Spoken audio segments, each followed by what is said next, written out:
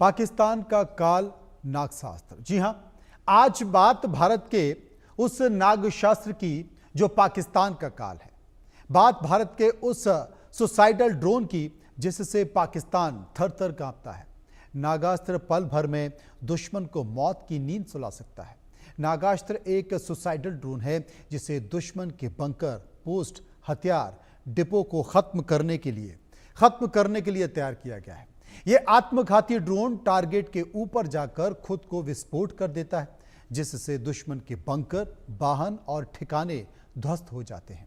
इसे पाकिस्तान से सटी सीमा पर तैनात किया गया है। संदेश साफ है कि अगर पाकिस्तान ने कोई भी दुस्साहस दोबारा किया तो फिर तबाही होगी, बर्बादी होगी। लेकिन पाकिस्तान की मुश्किलें और बढ़ने वाली है, क्योंकि नागास्त्र का सबसे एडवांस्ड वर्जन नागास्त्र 2, नागास्त्र 3 भी मौजूद है, जो कि पाकिस्तान में हाहाकार मचाने के लिए तैयार है। लेकिन ये कैसे गेम चेंजर है, आज इसी मुद्दे पर हम चर्चा करेंगे। लेकिन उसके पहले एक रिपोर्ट हमने तैयार की है, इस रिपोर्ट को देखिए।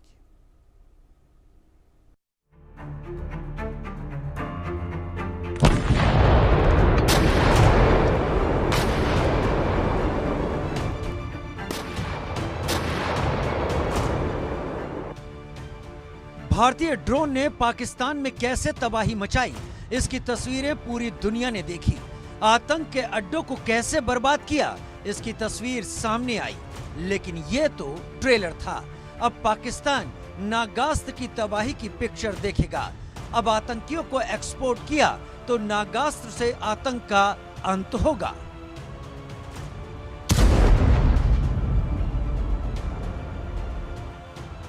यह हिंदुस्तान का नागास्त्र है, जो पलक झपकते ही आतंक का अंत कर देगा।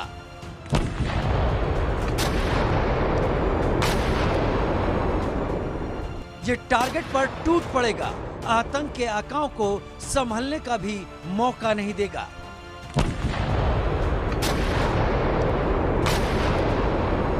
इसे इतना ताकतवर बनाया गया है कि यह घातक ड्रोन पल भर में दुश्मनों को खाक कर देगा। नागास्त्र भारत का सुसाइडल ड्रोन है। भारत के स्वदेशी ड्रोन को साइलेंट मोड में और 1200 मीटर की ऊंचाई पर ऑपरेट किया जाता है, जिससे इसे पहचानना मुश्किल हो जाता है। इसका वजन 12 किलोग्राम है और ये 2 किलो का वारहेड ले जा सकता है। इस आत्मघाती ड्रोन की रेंज 30 किलोमीटर की है। नागास्त्र ड्रोन एक उड़ान में 60 मिनट तक हवा में रह सकते हैं। इसका इस्तेमाल दुश्मनों के ट्रेनिंग कैंप, ठिकानों और लॉन्च पैड पर हमला करने के लिए किया जाएगा, ताकि सैनिकों का जोखिम कम से कम हो। इसकी खासियत है कि अगर टारगेट न मिले तो यह वापस भी आ जाएगा। नागास्त्र एक एरियल वेपन सिस्टम है। ये ड्रोन हवा में टारगेट के आसपास घूमते हैं और आत्मघाती हमला करते हैं। इन ड्रोन्स को नागपुर की कंपनी सोलर इंडस्ट्रीज की इकोनॉमिक्स एक्सप्लोजिव लिमिटेड यूनिट ने बनाया है। नागास्त्र कितना घातक है ये दुश्मन अच्छी तरह जानता है। लेकिन अब तो नागास्त्र 2 और नागास्त्र 3 का भी ट्रायल हो रहा है। इन ड्रोन्स में रेंज, पेलोड और सटीकता को और अपग्रेड किया गया है।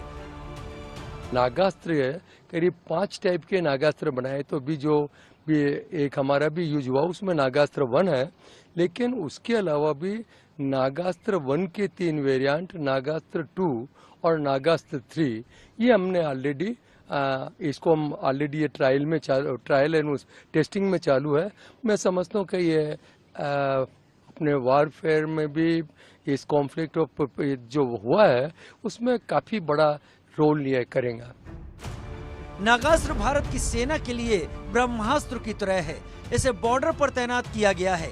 नागास्त्र की सबसे खास बात यह है कि जैसे ही इसे अपना टारगेट मिलता है, यह उसमें क्रैश हो जाता है और दुश्मन का खात्मा कर देता है। नागास्त्र खास कैमरे से लैस है। इसमें नाइट विजन कैमरे भी लगे हैं। इसके जरिए 24 घंटे दुश्मन पर निगाह भी रखी जा सकती है। इसके अलावा इन ड्रोन्स की खासियत है कि इनका टारगेट मिड फ्लाइट के दौरान भी बदला जा सकता है। इसमें ground control station, communication control, payload और न्यूमेटिक लॉन्चर शामिल है। भारत के स्वदेशी ड्रोन की मारक क्षमता को देखकर पाकिस्तान हैरान है। इसकी ताकत को देखकर परेशान हैं दुश्मनों की परेशानी इसलिए क्योंकि नागास्त्र घर में ही दुश्मनों को डस लेगा, हिंद के दुश्मनों को खत्म कर देगा। Bureau report, India news.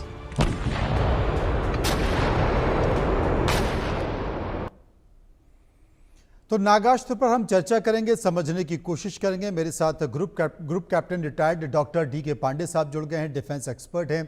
इसके साथ साथ रवि कुमार गुप्ता हैं, पूर्व निदेशक डीआरडीओ, मेरे साथ मौजूद हैं। गुप्ता जी, डीआरडीओ आजकल काफ़ी बेहतर काम कर रहा है और ख़ास तौर पर देखिए तो स्वदेशी हथियारों के तौर पर आत्मनिर्भरता का एक परिचय भी निकल कर आ रहा है। नागास्त्र इसका जीता जागता उदाहरण भी है।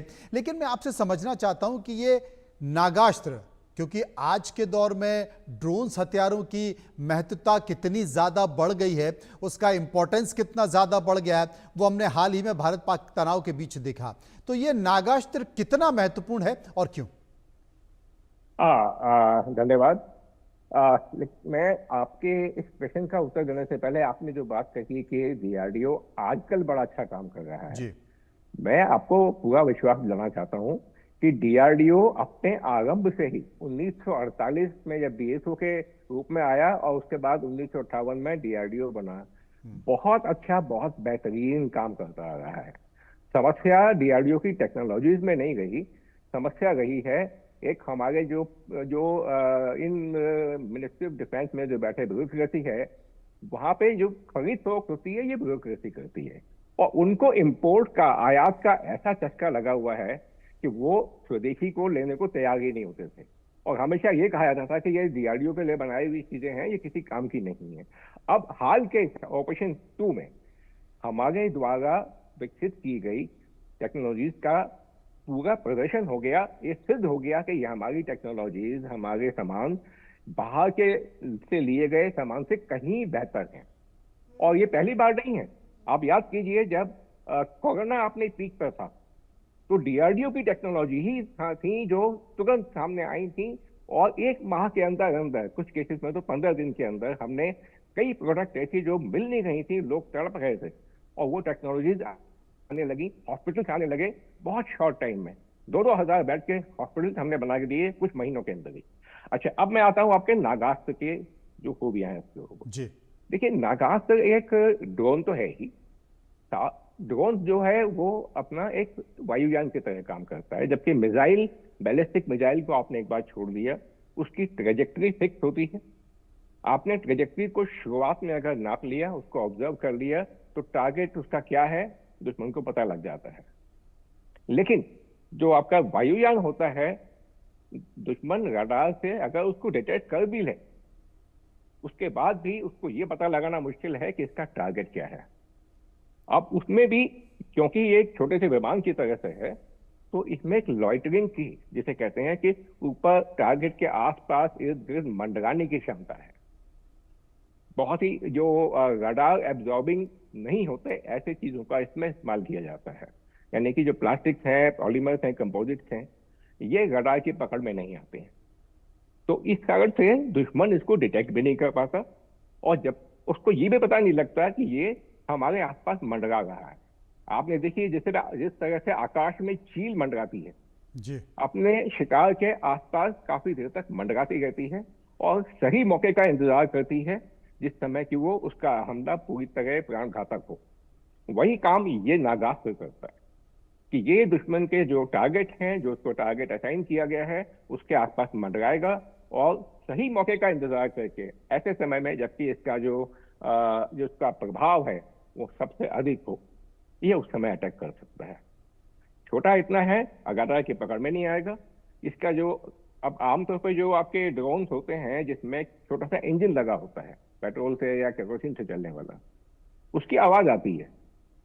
ये इलेक्ट्रिसिटी से चलने वाला है, बैटरी ऑपरेटेड है, तो इसलिए इसकी बहुत साइलेंट है। ये आप टारगेट के ऊपर लगभग 200 मीटर की हाइट पे ये उड़ रहा होगा, नीचे किसी को आवाज नहीं आएगी इसकी।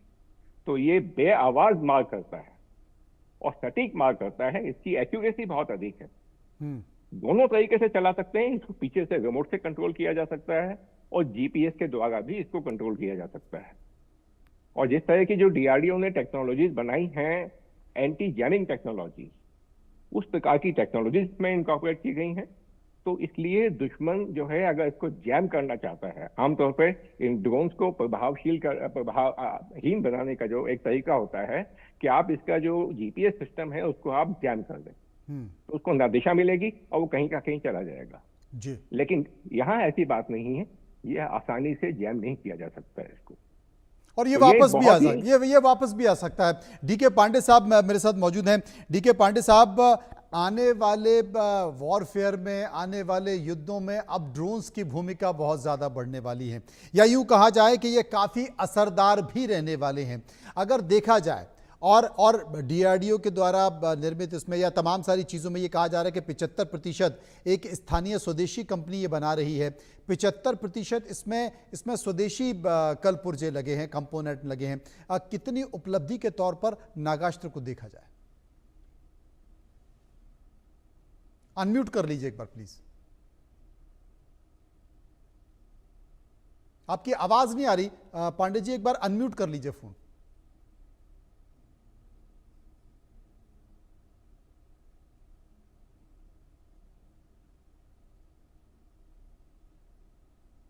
जी आपकी आवाज आ रही है, प्लीज बोलिए। अभी आवाज मिल रही है मेरी आपको? हाँ आपकी आवाज आ रही है, बताएं। हाँ सॉरी। तो जय हिंद और बहुत बहुत धन्यवाद मुझे इस परिचर्चा में शामिल करने के लिए। जहां तक बात है कि ड्रोन वॉरफेयर की, निश्चित रूप से ये अर्मेनिया और अजरबैजान के युद्ध के बाद जो है पूरा एयर वॉरफेयर में बहुत जबरदस्त, जैसे कहते हैं, पैराडाइम शिफ्ट हुआ है इसमें। और यूक्रेन रशिया युद्ध होने के बाद तो उस पर मोहर लगी कि ड्रोन जो है वो बहुत ही महत्वपूर्ण है और आगे आने वाले समय में हो सकता है कि युद्ध केवल ड्रोन के बीच में लड़ा जाए, बाकी जो एरियल प्लेटफॉर्म्स हैं, एरियल सिस्टम्स हैं, उनका प्रयोग शायद ना हो। मैं जब ये कह रहा हूँ एरियल प्लेटफॉर्म, तो उसमें मिसाइल प्रोजेक्टाइल्स को मैं नहीं इंक्लूड कर रहा हूँ। जहां तक बात है कि क्यों इतना इंपॉर्टेंट हो गया ड्रोन, सबसे महत्वपूर्ण बात है कि सबसे लो कॉस्ट एक प्लेटफॉर्म है, इसमें उतना पैसा नहीं लगता। हम जो है 100 बिलियन और 200 बिलियन करके एक लेटेस्ट स्टेल्थ एयरक्राफ्ट निकालते हैं और उसके बाद उसमें बहुत सारी चीजें ऐसी डालते हैं जो कि हम सुरक्षित रहे, सर्वाइवबिलिटी को इन्हांस करें। देखिए, शुरू से ही एरोडायनामिक्स में और एरोनॉटिकल इंजीनियरिंग में ओढ़ रही कि कैसे सरवाइव किया जाए और साथ साथ हम दुश्मन को कितना ज्यादा नुकसान पहुंचा सकते हैं। इन दोनों के बीच में एक तालमेल बिठाने का प्रयास शुरू से किया गया, यही विज्ञान है और यही जो है पीढ़ी के साथ दर पीढ़ी जो है बढ़ती हुई जो है वो श्रृंखला है। अब जहां बात है कि ड्रोन इतना सफल प्लेटफॉर्म है कि लो कॉस्ट, लो आरसीएस मतलब कम से कम दिखाई देने वाला, 5 तरह के सिग्नेचर्स होते हैं किसी भी फ्लाइंग ऑब्जेक्ट के। तो हम बात कर रहे हैं विजुअल सिग्नेचर की और साथ साथ रडार सिग्नेचर की। दो ड्रोन जल्दी दिखाई भी नहीं पड़ता, इतना छोटा है, लेकिन जब ये सब खूबियां होती हैं तो कहीं हमको समझौता करना पड़ता है। जैसे कहा था ना, कंडीशंस अप्लाई। तो जब छोटा होता है तो इसका मतलब इसमें जो वॉर हेड है, जो कि बारूद है, जो कि दुश्मन के टारगेट को डिस्ट्रॉय करेगा, उसकी मात्रा भी घटती बढ़ती है इसके आकार के हिसाब से। और इंजन जो इसमें है, जो भी चाहे बैटरी ऑपरेटेड हो या सोलर एनर्जी से चलने वाला हो या किसी और माध्यम से चलने वाला हो, एटीएफ से भी चलने वाले जो इंजन यूज किए गए हैं, तो ऐसे हालात में ये जरूरी होता है कि हम किसके लिए क्या करें। मतलब मैं सिंपल भाषा में बता दूं कि जो टारगेट के हिसाब से आप ड्रोन का इस्तेमाल करेंगे, बड़े टारगेट के लिए बड़ा ड्रोन इस्तेमाल करना पड़ेगा। बड़ा मतलब ज्यादा बारूद के साथ जाने वाला, जिसको कहते हैं कि हाई अल्टीट्यूड लॉन्ग एंड्योरेंस, यानी कि काफी भारी मात्रा में इसको वो बारूद लेके दुश्मन को जाएगा। अब जो बात रही नागास्त्र की जो लिमिटेशन है वो ये है कि इसमें जो पे लोड है वो लगभग 10 किलो के आसपास तक ले जा सकता है और 15 किलोमीटर की दूरी जो है वो अगर आप इसको छोड़ते हैं मैन इन लूप के साथ, और 30 किलोमीटर अगर ऑटोनॉमस, ये रेंजेस दी गई हैं। जहां तक बात है कि इसको ऑपरेशन सिंदूर में इसका इस्तेमाल किया गया और बहुत सफल इसका प्रयोग रहा, सबसे बात गौरवपूर्ण बात यह है। तीसरी बात जिसका मैं जिक्र करना चाहूंगा, कि जिसका आप उल्लेख कर रहे थे कि डीआरडीओ बहुत अच्छा काम कर रहा है। देखिए, जब से हमने अपनी सोच में परिवर्तन किया है कि हम आत्मनिर्भर होंगे, दूसरा हम प्राइवेट ऑपरेटर्स को भी आने देंगे, क्योंकि हमारे भारत में F-16 के जो कंपोनेंट बन रहे हैं, ड्रोन्स बन रहे हैं, और हम जो है इजराइल को ड्रोन दे रहे हैं। तो और उसके बाद एप्पल मोबाइल, मतलब विज्ञान जो है बहुत तेजी से बढ़ा है भारत में, इसका सम्मान किया जाना चाहिए। जो प्राइवेट और पब्लिक जो दोनों एलिमेंट मिले हैं, उसके बाद नतीजा है कि हम बहुत नई नई ऊंचाइयों प्राप्त कर रहे हैं। और उसका उदाहरण है ऑपरेशन सिंदूर, जहां पर कि हमने ड्रोन के माध्यम से वो सब हासिल किया जो कि शायद सहज हो नहीं पाता। आप सोचिए कि आप 20 से 25 23 मिनट के अंदर पूरा आपने ऑपरेशन कर दिया, और 9 टारगेट ऐसे जो कि लगभग अगर हम दूसरे कन्वेंशनल वॉरफेयर के थ्रू जाते तो हमें बहुत मुश्किल का सामना करना पड़ता और हम नुकसान नहीं होता। आपने 23 मिनट में वो 9 आतंकवादी ठिकानों को जो है नेस्तनाबूद कर दिया, बिना किसी चीज को गंवाए, बिना किसी हानि के। तो ये बताता है कि क्या है ड्रोन। सबसे मजेदार चीज बात है कि अभी देखिए डॉक्टर ड्रोन में पांडे कुछ मैं खामियां भी आपसे हैं। पूछना चाहता हूं कि जो पाकिस्तान में 9 आतंकवादियों के अड्डे तबाह किए थे, क्या उन अड्डों में इन ड्रोन्स का इस्तेमाल किया गया था? देखिए बहुत अच्छा सवाल आपने पूछा कि देखिए जो टारगेट 100 किलोमीटर के हमें ये पाकिस्तान दावा करता रहा कि भावलपुर जो उनका मरकज सुबहानल्लाह जो था, और मसूद अजहर का जो ठिकाना था और बहुत ही महत्वपूर्ण माना था, जहां पर ट्रेनिंग होती थी, कहते थे बड़ा सेफ है क्योंकि एक अंदर है, एक इसको एक स्ट्रेटेजिक डेप्थ मिला हुआ है, ज्योग्राफिकल डेप्थ मिली हुई, मतलब आपको 100 किलोमीटर अंदर पहुंचना मुश्किल है। लेकिन हमने अपने उसको लिए दूसरे प्लेटफॉर्म का इस्तेमाल किया, ड्रोन को इस्तेमाल किया है, जो टारगेट जो 5 से 10 किलोमीटर थे, जो पीओके में हमें लॉन्च पैड से आतंकी ठिकाने थे, वहां इस्तेमाल किया गया। और आप देखिए मिक्सअप मत होइएगा कि एयरफील्ड में, जो एयरफील्ड को जो टारगेट किया सेकेंड मिशन में, वो उसके अंदर अलग प्रयोग किया गया। और जो पहले बार में 9 ठिकाने गए, उसमें ड्रोन के साथ साथ सरफेस टू सरफेस मिसाइल और एयर टू सरफेस मिसाइल तीनों का प्रयोग किया गया। और राफेल के जो इसका जिसकी चर्चा हो रही है कि उसके द्वारा इस भावलपुर के जो ठिकाने को मर के जो था उसको जो है, क्योंकि 100 किलोमीटर के आसपास इनकी रेंज थी, तो उनको टारगेट किया गया। तो ड्रोन का जिस प्रकार से इस्तेमाल किया, सबसे महत्वपूर्ण बात कि आप ड्रोन में अपने पिक्चर देखी कि जो हमने एयरफील्ड उनके जो टारगेट किए थे, वो उनके जो डैमेज हुआ, उसका बैटल असेसमेंट के लिए हमारे ड्रोन ने कितनी खूबसूरत पिक्चरें भेजी हैं, वो सब ड्रोन के माध्यम से हुआ है। ड्रोन वहां से लगातार जाते रहे। साथ में आपने भी सुना होगा कि हमने अपने टारगेट ड्रोन भेजे थे। टारगेट ड्रोन मतलब उनका आकार लगता था जैसे राफेल की तरह है, Su-30 की तरह है, और वहां के सिस्टम्स ने, वहां पर जो उनका एयर डिफेंस सिस्टम था, उसने उसको अटेम्प्ट किया और रडार उनके ऑन हुए। उसके बाद उनके एक्चुअल लोकेशन एग्जैक्ट उनके कोऑर्डिनेट्स में मिले, और उसके बाद हमें आसानी हो गई कि हम अपने ड्रोन्स को या सरफेस टू सरफेस मिसाइल को फीड कर सकें। क्योंकि देखिए आजकल जमाना है प्रिसीजन गाइडेड म्यूनिशंस का। प्रिसीजन गाइडेड म्यूनिशन मींस कि आप किसी भी ठिकाने का आप उसमें कोऑर्डिनेट भर दीजिए जीपीएस के हेल्प से। हमारा नाविक स्वदेशी सिस्टम, नाविक के द्वारा उसको जीपीएस गाइड किया गया और वो एग्जैक्ट ठिकाने पहुंचा। तो हमने क्या अचीव किया? Precise and calculated, well measured operation. ये है खूबी आज के भारत की कि हमने, और सबसे महत्वपूर्ण बात क्या रही, उनको पता था कि अटैक होने वाला है, वो भी जानते थे कि भारत की जो नीति रही है उसके हिसाब से वो सिविलियन टारगेट्स को नहीं टच करेंगे। ये होंगे लॉन्च पैड्स होंगे और आतंकी ठिकाने वही टारगेट होंगे। तो उसके लिए तैयार थे, लेकिन उसकी तैयारी के बावजूद भी अगर हम उनके उन मंसूबों पर पानी हमने फेर दिया और हमने वो विजय हासिल की जो कि ऐतिहासिक विजय है, और शायद आने वाले समय में एयर वॉरफेयर में एक बहुत बड़ा सबक होगी कि किस प्रकार से बहुत बड़ा हमने सबक होगा। चुनौती दे के जी, रवि कुमार गुप्ता मेरे साथ मौजूद है। गुप्ता जी, ये जो नागास्त्र 1 की बात हुई, लेकिन नागास्त्र 2 और नागास्त्र 3, इनकी खासियत क्या है संक्षेप में? देखिए, मैं मुख्य रूप से देखूं तो इनको इनका साइज और बढ़ाया गया है, इनका रेंज बढ़ाया गया है, इनकी जो पहुंच है उसको बढ़ाया गया है, और लोड कैरिंग कैपेसिटी को बढ़ाया गया है। तो जैसा कि अभी डॉक्टर पांडे साहब ने बताया कि हमें जो अपने हथियारों का इस्तेमाल करना होता है वो टारगेट के अनुरूप किया जाता है। टारगेट कितना है, कैसा है, कितना वैल्यूएबल है, उसको ध्वस्त करने के लिए कितनी हमें क्षमता चाहिए, एक्सप्लोसिव क्षमता चाहिए, कितनी सटीकता चाहिए, और वो हमारे जहां से हम लॉन्च करेंगे वहां से कितनी दूर है। तो इन सब चीजों को देखते हुए हमें एक वाइड रेंज चाहिए होता है, एक छोटे से लेकर के, कम दूरी से लेकर के बहुत दूर तक का, कम आपके पेलोड से लेकर के अधिक पेलोड तक का, ये सब चाहिए होते हैं। तो बहुत सी टेक्नोलॉजी ऐसी होती हैं जो कि दोनों में कॉमन होती हैं।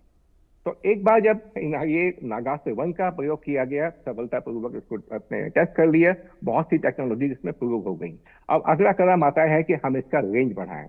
तो नागास्त्र 2 का रेंज 1 से कहीं अधिक है, इसकी पेलोड कैपेसिटी अधिक है, और नागास्त्र 3 की और भी अधिक होनी है। नागास्त्र 2 जो है, जैसा कि जानकारी मुझे उपलब्ध हुई है कि इसमें एंटी टैंक वारफेयर में भी शामिल होने की क्षमता है। आपने देखा कि यूक्रेन रूस वार में एंटी टैंक जो रशिया के बहुत से टैंक्स को एक ड्रोन से द्वारा ध्वस्त किया गया। तो ये क्योंकि क्या होता है कि आपका जो टैंक जितने भी हैं आमतौर पे उनका डिजाइन होता है आमने सामने की वार के लिए, उनका जो ऊपर का हिस्सा होता है वो इतना ज्यादा मजबूत नहीं होता, और जब एक लॉइटरिंग म्यूनिशन उस टैंक के ऊपर मंडराता है और वो लोकेट करता है कि मुझे कहाँ अटैक करके सबसे अधिक डैमेज कर पाऊंगा, तो वो उस प्रकार से अटैक करता है और टैंक को खत्म कर बिल्कुल देता है। पिन पॉइंट अटैक करता है। बहुत बहुत शुक्रिया करूंगा मैं गुप्ता जी का, शुक्रिया हम करेंगे पांडे जी का, जो विस्तार से मेरे साथ चर्चा कर रहे थे। आगे बढ़ रहे हैं, बात कर रहे हैं एक बड़े हाथ